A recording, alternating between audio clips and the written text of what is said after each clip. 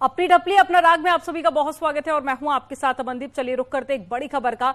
BJP सांसद रवि किशन ने एक बार फिर से विपक्ष को आड़े हाथों लिया है। गठबंधन की कसरत पर सांसद रवि किशन ने चुटकी ली है। उन्होंने कहा कि जनता को सिर्फ एक चेहरे पर भरोसा है और वो चेहरा है प्रधानमंत्री मोदी का। उन्होंने दावा किया है कि एक बार फिर से बीजेपी 350 पार सीट जीतेगी और क्या कुछ कहा वो भी आपको बताते हैं।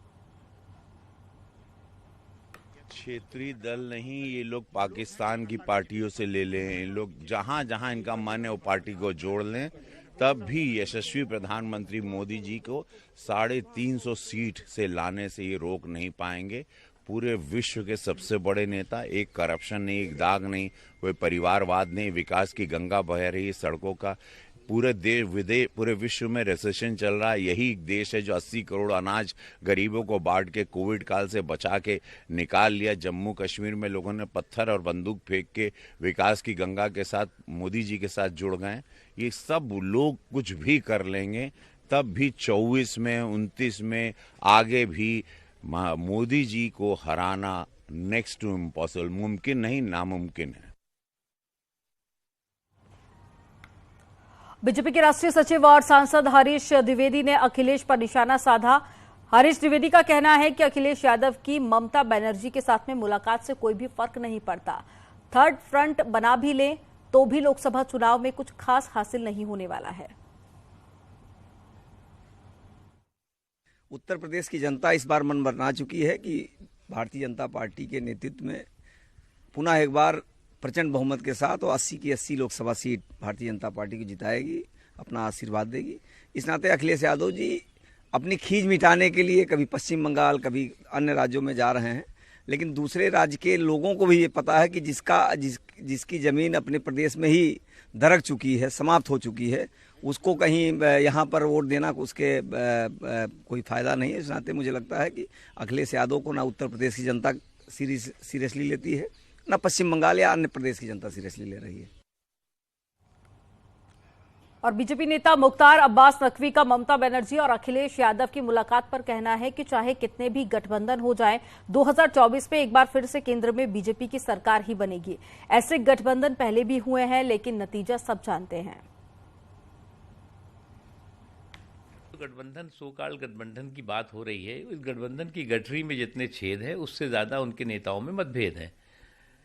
छेद को रफू करें, फिर मतभेद को रफू चक्कर करें, फिर 2028 या उसके बाद या उसके कुछ बाद वो सोचें कि क्या सपने देखें कि हो सकता है कि सत्ता के सिंहासन के इर्द गिर्द पहुँच पाएँ। लेकिन अभी जो है वो केवल नकारात्मकता के आधार पर, केवल मोदी जी को कोसने के आधार पर आप जो है वो जनता आपको जो है वो किसी भी तरह से स्वीकार नहीं करेगी। 2024 की लड़ाई जैसे जैसे करीब आ रही है, सियासी लड़ाई तेज होती जा रही है। यूपी में बीजेपी ओबीसी वोट बैंक को साधने के लिए रणनीति तैयार कर रही है, तो वहीं दूसरी ओर अखिलेश तीसरे मोर्चे के लिए ममता से हाथ मिला रहे हैं। इस बीच में डिप्टी सीएम केशव प्रसाद मौर्य ने अखिलेश पर वार करते हुए बड़ा बयान दिया। केशव प्रसाद मौर्य का कहना है कि यादव राष्ट्रवादी हैं और वो 2024 के लिए चुनाव में अखिलेश के साथ नहीं जाएंगे। साथ ही बीजेपी ने यह भी कहा कि 2024 में समाजवादी पार्टी का यूपी में खाता भी नहीं खुलेगा।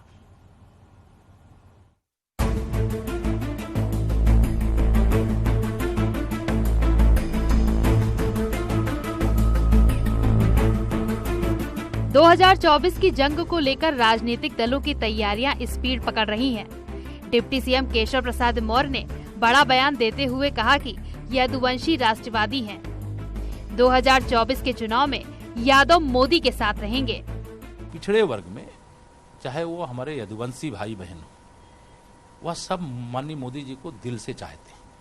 वो चाहते हैं कि मोदी जी के नेतृत्व में हमारा देश आगे बढ़ रहा है, देश की सीमाएं सुरक्षित हैं, तुष्टीकरण की राजनीति समाप्त हो गई है, भ्रष्टाचार पे लगाम लगाने का काम हुआ है, और वह यह भी जानते हैं कि समाजवादी पार्टी का कोई भविष्य नहीं है राष्ट्रीय राजनीति में। ऐसे लोगों के बीच में रहा हूँ, बहुत सारे मेरे ऐसे मित्र भी हैं जो व्यक्तिगत तौर से मिलने में स्वीकार करते हैं कि भाई जब प्रदेश का चुनाव आता है तो हम लोग जातिवाद की ओर जाते हैं, इस बात को हम स्वीकार करते हैं, लेकिन जब देश का चुनाव आता है तो हम जातिवाद नहीं करेंगे, हम राष्ट्रवाद करेंगे और हम हिंदुत्व के रास्ते पर चलेंगे, हम विकास के रास्ते पर चलेंगे, हम भ्रष्टाचार मुक्त भारत बनाने के रास्ते पर चलेंगे, आत्मनिर्भर भारत बनाने के रास्ते पर चलेंगे।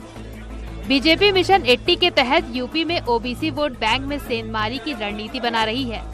रविवार को डिप्टी सीएम केशव प्रसाद मौर्य के नेतृत्व में बीजेपी ओबीसी मोर्चे की बैठक हुई, जिसमें ओबीसी को बीजेपी के पाले में लाने पर मंथन हुआ। दूसरी ओर समाजवादी पार्टी ने गैर कांग्रेसी तीसरे मोर्चे की कवायद को लेकर पश्चिम बंगाल से राष्ट्रीय अधिवेशन किया। अधिवेशन के बीच अखिलेश के मंदिर जाने पर बीजेपी ने हल्ला बोल दिया। जब सत्ता में थे तो रोजा अवतार की पार्टियां, राम भक्तों पर गोलियां, शिव भक्तों पर लाठियां, और जो भी हिंदू त्योहार हों उनमें व्यवधान डालना और उनको परेशान करना, और जो दंगे करें उनका संरक्षण करना, अपराधियों की मदद करना, यह उनका चरित्र रहा है।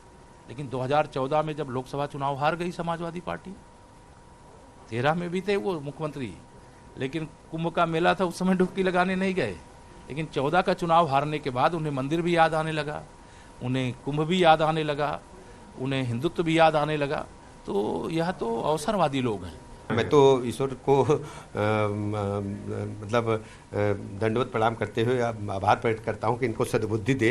प्रदेश में आकर के ये लोग हिंदू देवी देवताओं के खिलाफ, रामचरितमानस के खिलाफ अनर्गल प्रलाप करते हैं और केवल वोट हासिल करने के लिए तिलक लगा करके लोग घूमते हैं। कुछ लोग तो कोट पर जनेऊ पहन करके भी आते हैं, आपने देखा होगा चुनाव के समय।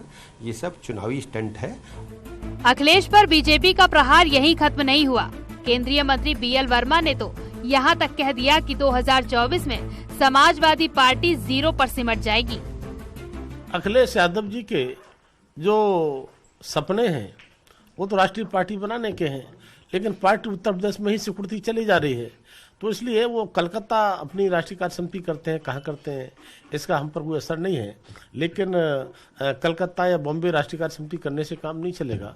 जिस तरह से 2017 से पहले का शासन उत्तर प्रदेश में उनका रहा है, गुंडा राज, माफिया राज जिस तरह का रहा है, तो मैं कह सकता हूं कि इनके लिए जनता ने पूरी तरह से नकार दिया है। और आने वाले समय में जो 2024 का चुनाव आएगा तो इनको शायद खाता खोलने के लिए भी मुश्किल पड़ेगी। 2024 लोकसभा चुनाव में यूपी की राजनीति ओबीसी वोट बैंक पर केंद्रित हो चुकी है। यूपी की सभी पार्टियां ओबीसी वोट बैंक को लुभाने के लिए अपने तरकश के तीर छोड़ रही हैं।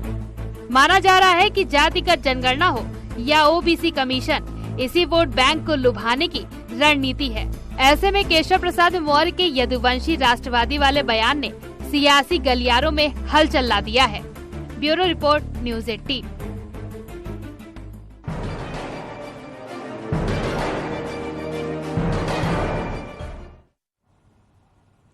उमेश पाल हत्याकांड मामले में प्रशासन फुल फॉर्म में नजर आ रहा है। एक और जहां पर पुलिस शूटरों की तलाश में जुट गई है, तो वहीं दूसरी ओर प्रशासन भी ताबड़तोड़ कार्रवाई कर रहा है। प्रयागराज में आज फिर बुलडोजर चल सकता है। सूत्रों के हवाले से